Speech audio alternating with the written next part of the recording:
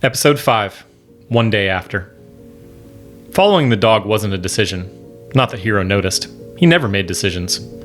Almost all choices were made by the all-powerful command center, especially after the deadly outbreak of the pneumovirus had wiped out all the elders a decade ago. Hiro had spent the last 16 years letting his parents and the mind tell him what to do, on the rare occasions there was actually a decision to be made. So as Popeye turned and began a frantic canter away from the corpse of the house, Hiro heaved the laden backpack onto his shoulder and followed. He looked down at the palm of his right hand, throbbing red with the burn from the Dormek, a perfect diamond with 2 lines running in from the side. He came back to the waking world a quarter of a second before his face slammed into a patch of frost-dusted grass. A mindless walking sleep had carried him to a hole in the outer wall, and as he made his way through after Popeye, an aimless step caught his foot on the edge of an abandoned speeder tail. His brain woke up to the sense of falling down. The thin gray layer of sky on the horizon ahead of him hinted at the end of a sunrise. Hiro wiped the quick melting snow off his cheeks and out of his eyes. It actually felt good on his burned hand and neck.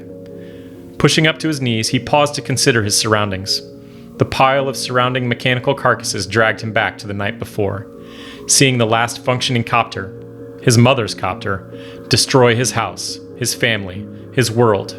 But then, a heavy black curtain got pulled down in front of the scene, and it was gone. His eyes focused on the hint of a path worn through the grass, mostly clear of the light snow that had fallen through the end of the night.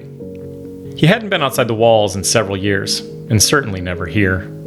Popeye was stopped a few meters ahead of him, where the line of the junkyard seemed to give way to the underbrush of unkempt forest. Perhaps, in a nod to security, the trees had been cleared from this area more than 50 years ago. But now the chaos of unchecked nature had taken over. Popeye lifted his head and looked back at Hiro from where he had stopped to sniff. Then he trotted ahead. Hiro grunted as he pressed himself up from his knees, teetering backwards slightly as the weight of the backpack caught him unprepared, and then started forward on the thin strip of matted grass and worn earth that led away from the sanctuary. There was no plan, no direction, other than to be led forward by the decisiveness of an animal he had never been interested enough in to dislike.